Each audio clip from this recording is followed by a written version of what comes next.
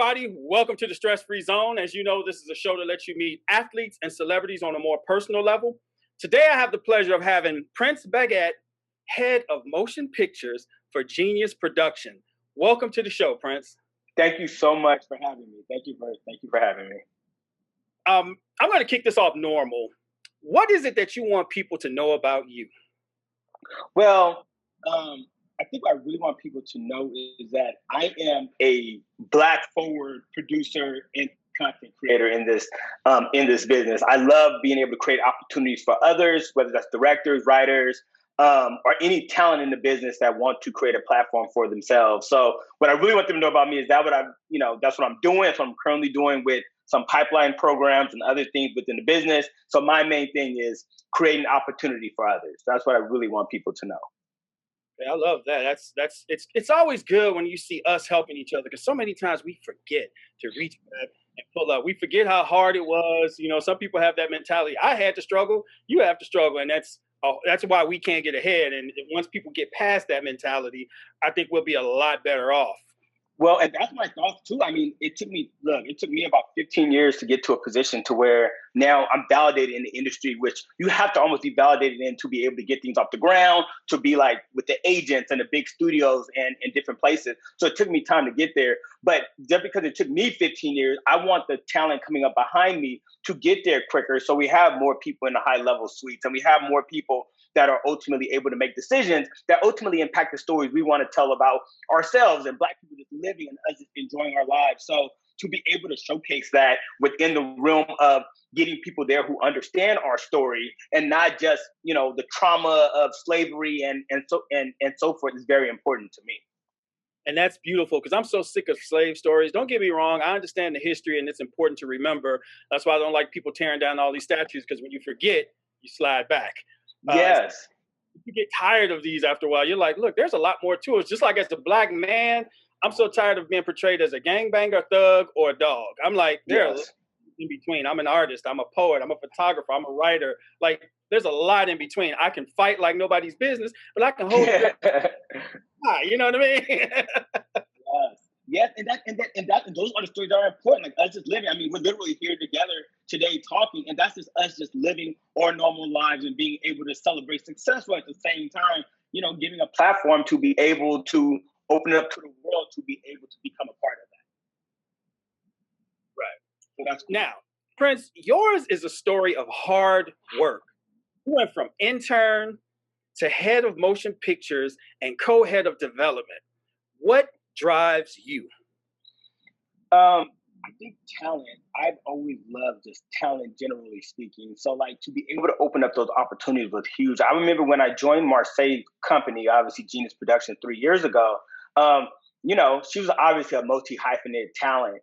And at the time, to be honest with you, I hadn't watched Blackish. I really knew too much about Marsai, but her and her parents had so many great ideas that I felt like I could help them navigate the world of entertainment. So even while my title so forth was head of motion picture, my job was to oversee a lot of different things within Genius Production, from the growth of it, from strategy, and ultimately landing the Universal deal, which allowed us to set up all the movies there. So really, what really drives me is, number one, the pursuit of that, and also the pursuit of being able to authenticate these voices and validate it and create new opportunities for them, which ultimately will create opportunities for others.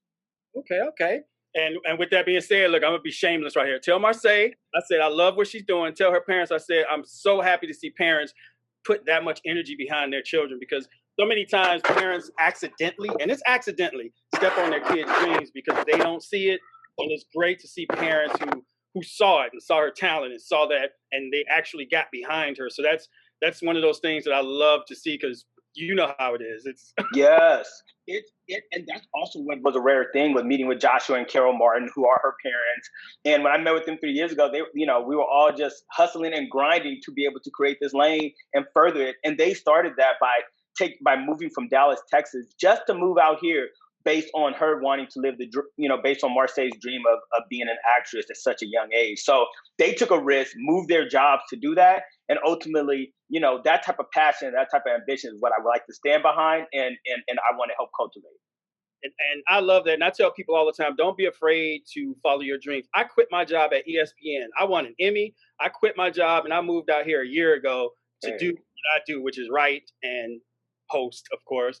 And I'm pushing my behind off and it's working. I'm starting to see some legs. And it's one of those things I tell people all the time. If you want to really, really get into this industry, you really have to take that leap. There is no wading in the water. You either jump in or stay out. That's it. Period. You have to jump in. That is the only way. And you have to almost be fearless. I mean, you have to know your voice and authentic. Like over time, I know when you first get in there, you kind of learn everything. So we kind of move quietly. You kind of step behind. Sometimes you even lose your voice behind some of the places you have to work or the people you have to work for. But ultimately, you have to find that voice. And once you find your voice and that confidence within your lane, it almost becomes undeniable for everybody around you.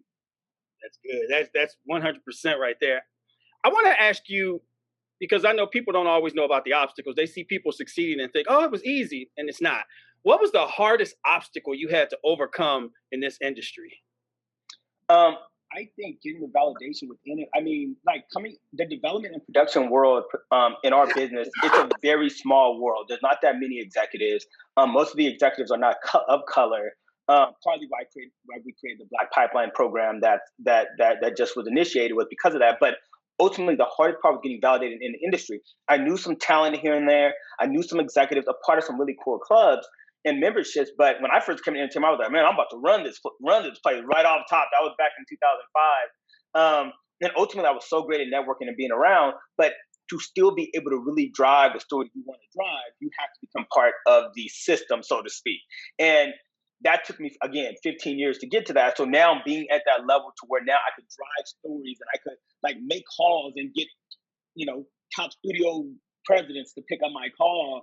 That's something that wouldn't happen even maybe 7 years ago. So to now have that validation was the hardest thing, but it took time, it took work, it took establishing myself, and it took betting on myself to literally take on a position with Marsai, which I did not know what it was going to be. Literally at the beginning of it, just to put some context to it, I worked a year just right off the gate, not even charging anything. It was just to work with the family to help build Marsai. So I was just setting up meetings all over town.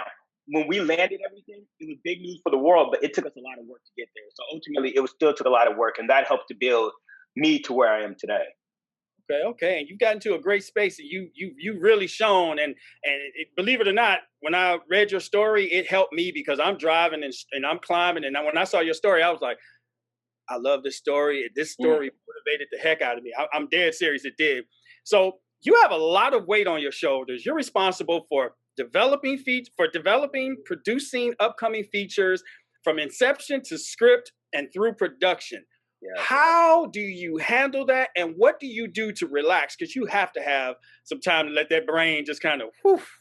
Well, it's so interesting because I'm so passionate about so much. Like there's something that haven't been named, but like we're working on a film with LeBron and Spring Hill for Viacom right now. Obviously some films have been named, which I'm working one with Janelle Monáe right now with just a fun thriller project that we're also doing. So I'm passionate about what I do. So casting writers and doing the work of the directors and bringing in these talents where the studio feels good and we feel good about the product that we're bringing them, it actually drives me. I'm actually like happy to get up every day to do that. And I'm blessed to be able to have that opportunity. So besides that, like I just love the industry so much and what I'm able to do now that like I have found my voice and authenticated. So for me, just relaxation rides into I love reading scripts. That's part of it. The other part of it is just me trying to be balanced as possible. I get up every day. I work out. Now I try to balance my life with every other thing that I need to be able to sustain the energy that I need to be productive in the industry. So I do a little. I mix it up with and time with friends and family. So mixing things up have really been probably one of the best things I can tell people is keep things as balanced as possible. I know we're all hustling. I know we all want to make that 30 million, whatever that is. But the best happiness you can find is by doing your passion and ultimately balancing your life with keeping yourself in shape and doing the right things for your health. Okay, and they say when you're doing something you love, it almost doesn't feel like work, and obviously that's what it seems like with you. I went through your social media because I love to check out the people. And you look so serious in a lot of your photos. Not saying you don't smile, but you can see that you're focused in all your photos, except when it came to your nieces, I could see the love in your eyes Yeah. around those baby girls. How fun is it when you're around them? It gives me the energy, just to even recognize, obviously Marsai was only 16 when I actually she was what, 15, 14, I'm sorry, when I came on. And like to see these young, talented young girls coming up behind it, I am like overjoyed to know that they're going to be the next voices, and the next leaders within this world. So I'm not only just joyed to be around them as family, I'm joyed to know where they're going to go in the future, and to hear them be able to voice that to me and have their own opinions and have their own thoughts. It reminded me of Marseille, in a big way. So a lot of it gives me the energy to be able to continue doing what I'm doing. I love how much you love them, and I love how much you inspire them. And even your whole personality, your whole energy just changed when I mentioned them, because you were like focused when I mentioned them.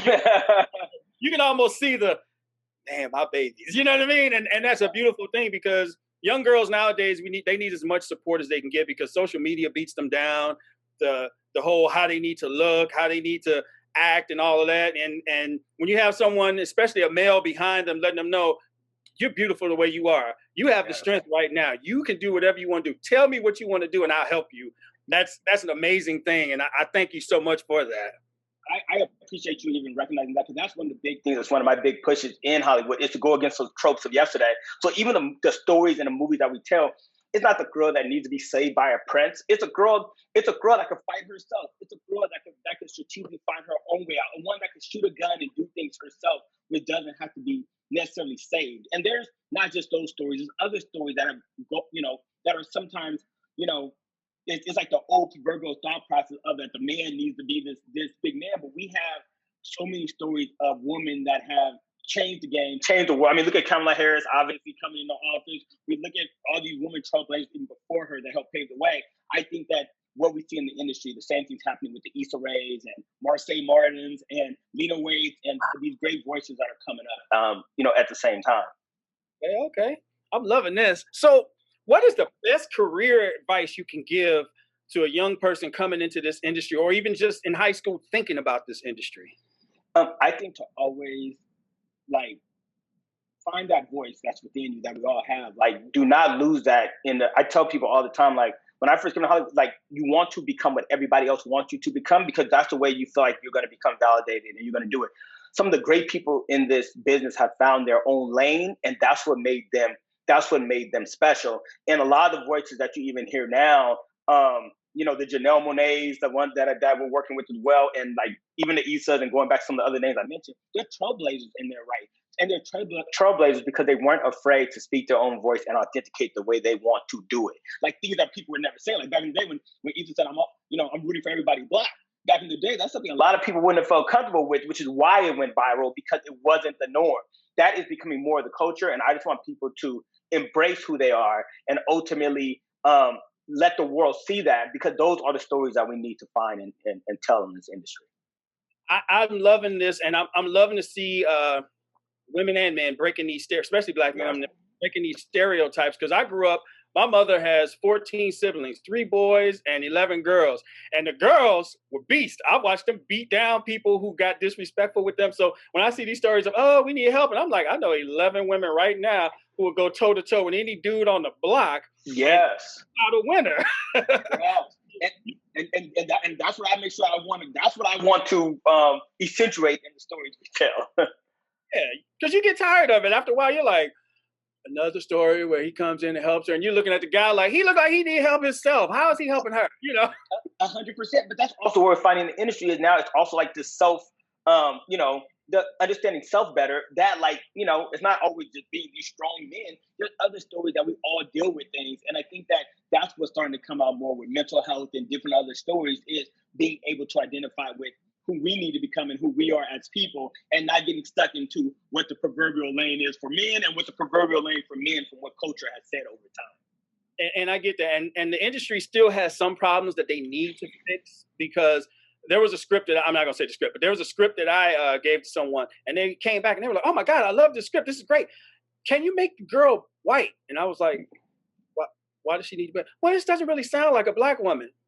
I grew up with black women. How are you telling me what a black woman sounds like, so you still have those people in the industry and because of that, I took the script back. I didn't even bother letting anyone else in that frame see it, because I'm like, I don't want this to be an interracial film. Nothing against interracial films, but this is how black women are that I've seen, and I want it to be the black women I've seen. And so it's good to see people out here pushing that, because I mean, I get tired of it. I not even trying to be funny, not trying to pander to women, but you get sick of it. Same way I get sick of thug movies. You get sick of it. It's like, show me the real us. I tell people I have no interest with that. I love the movies that just came out, like Sylvia's Love and Soul, and movies that speak to just us just living, but ultimately universal themes. Meaning, like, you could find love, you could find your journey, you could find the heart of it that we all go through, which honestly resonates with any culture, right? Finding your dreams, finding love, what that feels like going through the beats of that. But that's also why, again, just what you just said, that happened to you, is that's why we created the Black Pipeline program. So we could put more Blacks and more people in these suites, because right now it is still overwhelmingly white. It's crazy. So we had a few wins. I'm not saying we haven't had some wins, but it's overwhelmingly white. And the ones that we need in those suites to understand the story that you just said about us and about them, that they're like, instead of saying, let's change your white, like, we need to have those people there so that they can help people in those offices understand those stories better. About what the pipeline actually is, because some people probably hear that and they're like, what's the pipeline? So can you give a little explanation of that? 100%. Like, a Variety report just came out maybe in October, early November, that said that the majority of these executive suites are white, overwhelmingly. And our goal was that the problem is that we have a lot of assistants and a lot of people that ultimately come to the business early on. They might come in as assistants, they might come in as interns. Well, a lot of them don't come from privileged places. So some of them might be coming from underrepresented places where, like, obviously they're not financially, it's not as financially, privileged as some of their white counterparts of the family generation that have come before them.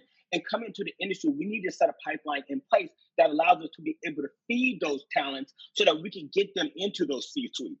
That's financially, that's with the tools and resources necessary to be able to go the long route, instead of us stopping at a certain point and then all of a sudden, like, you see all the, mid-level and lower end jobs kind of going to a few Blacks here and there. But this helps to get them all the way to the finish line, which is getting them ultimately in the decision-making process so that we could be impactful in our approach. Okay, yeah. And you now tell people you can't succeed until you get to that position. You play the game, get to that spot. When you get to that spot, then don't try to come in thinking you're gonna take over. Try to balance it out a little bit. Some here, some there. Don't come in like. Yeah, and I mean, that's the thing, and that's the thing about the program that's so awesome. We've had so many studios and so many other places back. It is, the main thing is to be able to create those opportunities and to meet the people and be able to have those conversations. Because again, it's all about us having a seat at the table. And without a seat at the table, it's going to keep being said of, can you turn that character white, because we don't understand, what this character is. And we want to stop that. We want to grow our stories and tell stories of all different quote unquote shapes and sizes. Right. I know my producer one day is going to be at that table. Me, I'm a creative mind. I can't sit at that table. I need to be in the back, right? Leave me alone. To those who can do it, I really, really want to see that. I'm loving to hear this. I'm loving to see this. Is it actually getting easier, or I should say better, for people trying to get a seat at those tables, or is it you're still kind of on? Yes, we still go through that in certain places. Right now, I will say there's a trend right now in Hollywood. I'm not going to say what it is, especially after the Black Lives Matter protest that took place last year. There was more intention by studios to realize that they don't have a lot of people of color in these suites. I mean, just some hires that I know recently even put a Black person in a senior executive role in some of these studio systems. So it's starting to happen for sure. And I'll say, even for myself, as at some point, very soon, I'm going to be transitioning. There are deals now available that this is a peak hot time for us. I recognize that, and we want to take advantage of that to fill those holes while quote unquote they are willing to give it so that we would already be there. But we are wondering if it's a trend or if it's something that we're going to see that's going to be continuing. But while we know it's one, including for myself, I am literally taking advantage of a system that has ultimately kept us out of those rooms for such a long time. And I'm glad you said that because I was wondering too, is it a trend? Because Hollywood does typically love to follow those trends. So you got to ride the wave when you can. 100%. Do you think more men are getting those seats, or are they actually? Do you think the few seats that are available to us now are they starting to come in more equally, or is one? I think that right now the ones that are available for blacks are starting to come a little more equally. I mean, just to name some names, Channing Dungey, obviously, she left Netflix to go run Warner Brothers as a chairwoman. A woman named Donna Langley runs Universal, but also like there's a TV side of it that Perlina runs. That's obviously African American. So it is opening up across the board. It is great to see these African American women in these positions that, again, they have been blocked from for so long, and I'm an advocate for it. But the men are getting those. The men are getting some as well. I mean, Brian left Sony to go run Kevin Hart's company, and we have Clarence Hammond, who was over at Will's company, the past one over Brooke, that's now over at Paramount Pictures in an executive role. So like Ryan Jones, that just like Hasbro, that's now one of the senior execs at Universal. So there's some great names of Black executives that in the past 6 months we've seen just an immediate rise in these people intentionally searching for a Black executive. But that's also the problem. It's been like, wait, who are the Black executives? The pipeline program is supposed to help fix that too. Like a lot of these white executives were like, well, we don't know nobody Black. That was also one of the issues that lasted for a long time. Okay. I'm gonna go back to a personal question because I'm enjoying the business side, but I'm trying to get to more. And I know being out there, people start to see your face. You go to parties, you go to these. What is the weirdest question someone has asked you? Ooh, that's a good one. A weird question that somebody has asked me. That's actually interesting to me because I don't know if there is a weird one, to be honest with you. And if there is one, maybe I've accepted it differently in my head that it's not weird because, like, you get asked so many different questions in the industry, and I don't in no way try to in any way, limit people asking me questions, right? I want them to ask me anything, and some of them might not be as well thought out at first when it hits you, but it also comes from a place where I don't know what somebody doesn't know, and I also don't know what they actually know. So I think for me, I cannot really think of a weird question that somebody's asked me. There's nothing wrong with that. That's a good thing. That means you accept it as it is. You figure it out. I try to help where I can. Yeah, I try to give context as best as I can. There's nothing wrong with that because I've learned to do that. Me and my friends with each other because sometimes I say things I just and then they, oh, okay, this is what you mean. Whereas other people who don't know me are like, yeah, that is so great. So when you go work out or you're trying to relax, we're gonna talk about music here. What is your go-to artist when you just need to let your mind just kind of flow? So mine is kind of all over the place. So I would say at times it's Jay-Z. I love Jay-Z, but I also go with a little more ratchet stuff, especially in the gym. So I can do a little 21 Savage. I could do some Drake, of course. Who that's an easy one. But I also like switching up with some gospel music sometimes in there. It kind of like inspires me and gets my mind like working out for me is like my own meditation. So I do a little bit of everything that you could really think of across the board. But my main thing is R&B and hip hop. But I also do, I also mix it up a little bit with gospel too. I get the gospel in there because there are sometimes you need a little help from God with certain workouts. You're like, Lord, get me through this workout. Yeah, and it just like resets my mind sometimes. So like I'll like go out for a long run on my running path, and on the walk back, I'll be like, I'll have my gospel playing. It just helps me to reset for the day, and then I'm ready to go. Okay. So, do you have a dream collaboration, or have you already done your dream collaboration? Ooh, I think I do have a dream collaboration. I think I want to, the Obamas have a deal in Netflix, so I'd love to do a project with them. I know a couple execs with their company that would be great. I obviously would love to do something with also at Netflix, Prince Harry and Meghan Markle. So like, I think, with all of them within that family, I would love to find something. I think ultimately speaking, I just love voices that feel big and feel like that they're impactful. And those voices to me feel like that the content we could create is impactful for a better tomorrow. So for me, I think those are the ones that I'd love to collaborate with in the future. I love that. So, who was your inspiration coming up? Who pushed you, motivated you, let you know that look, you could be what you want to be. Get out there, go for it. I'm behind you. Who was that? This is going to sound really weird, but I think I figured that out for myself. And I'll tell you why. Because I used to just go from place to place to place on set, and I would see how people would move, and I would see some of the barriers that everybody would always put in the way.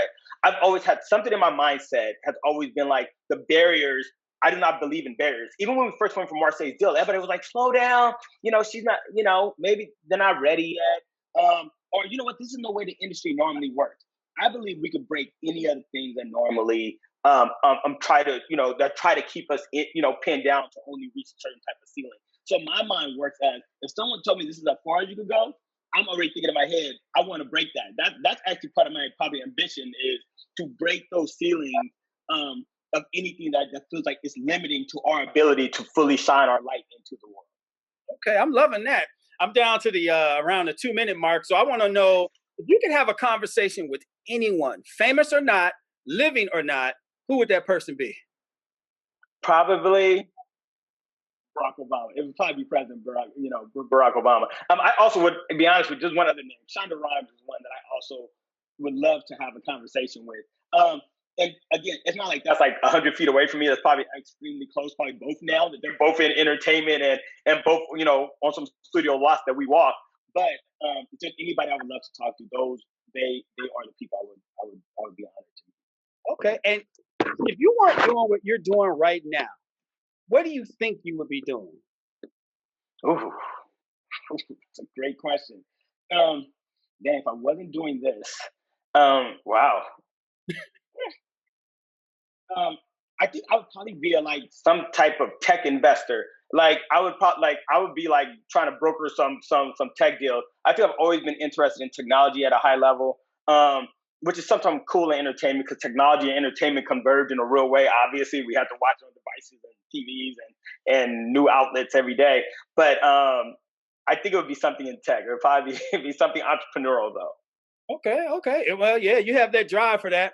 So I'm giving the finger now. I have a minute left, so Okay. it's time for me to go ahead and say thank everyone. I'd like to thank everyone for coming in, for checking out the Stress-Free Zone. Thank you, Prince Baggett, for coming in and giving us all of this great information. As I say every time, live, love, laugh.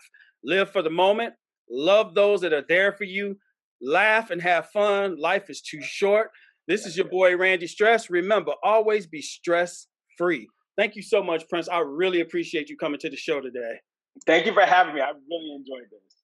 I enjoyed it also.